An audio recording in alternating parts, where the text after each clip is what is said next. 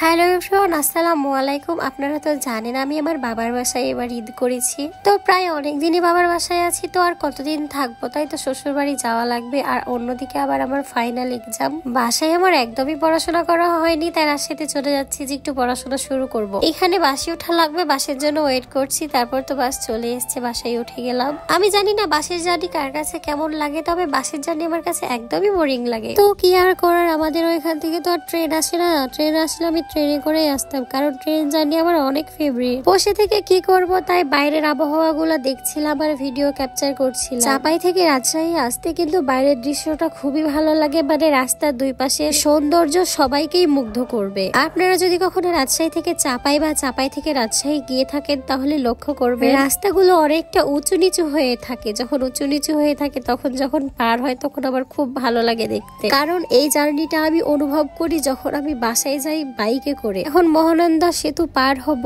কিন্তু এখানে BGB guard আছে। এখানে বিজেপি গার্ড কিছুক্ষণ ওয়েট করাবে, আমাদের বাসটা চেকিং চলবে, তারপর আবার চলে যাব। অলরেডি কিন্তু চেকিং হয়ে গিয়েছে, আমি ওটুকু নিতে পারিনি, কাট করে দিয়েছি। এখন আমরা সেতুতে উঠতেছি, হয়তোবা বুঝতেই পারছেন। মহানন্দা সেতুর আমি এর আগে অনেক ভিডিও দিয়েছি।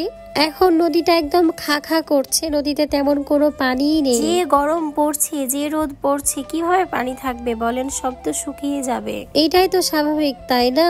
যেহেতু বাসায় অনেক দিন ধরে থাকা হচ্ছে, সেহেতু রাজশাহীতে যাচ্ছি, অনেক মনটা খারাপ। রাস্তাতে যাইতে যাইতেই বাসার কথা এত বেশি মনে পড়ছে, তাহলে যখন রাজশাহীতে চলে যাব, একা একা থাকবো, তখন তো আরো খারাপ লাগবে। হয়তো সব মেয়েরই এইটা ফিল হয় বাবার বাসা ছেড়ে যখন শ্বশুর বাসায় যাই। আবার আমি অনেককে দেখি যে বাবার বাসা থেকে শ্বশুর বাসায় থাকতে বেশি পছন্দ করে। আসলে আমরা মানুষ তো, এক একজন এক এক রকম, এক একজনের মন মানসিকতাও এক এক রকম। আমি কিন্তু অলরেডি রাজশাহীতে ঢুকে গিয়েছি, আর কিছুক্ষণ পরেই পৌঁছে যাব বাসায়। যে কেউ দেখলেই বুঝে যাবে যে এটা আমাদের রাজশাহী, কারণ রাজশাহী তো রাজশাহী, তাই না? এটা একটা আমাদের ব্র্যান্ড, এর সৌন্দর্য কখনো ভোলা যাবে না। তো বাসে রাস্তায় যাওয়ার সময় দেখলাম নগর ভবনে মেলা হচ্ছে, মানে বৈশাখী মেলা। তো সামনে আমার এক্সাম, হয়তো বা বৈশাখী মেলা আমি এবার যাইতে পারবো না, তবে এক্সাম পরে যদি থাকে তাহলে আপনাদের অবশ্যই ভিডিওতে দেখাবো এই বৈশাখী মেলার সবকিছু। তো ফাইনালি আমি আমার রুমে চলে এসেছি। রুমের অবস্থা কি দেখতে পাচ্ছেন আপনাদের ভাইয়া ঠিক মতো গুছিয়ে রাখেনি।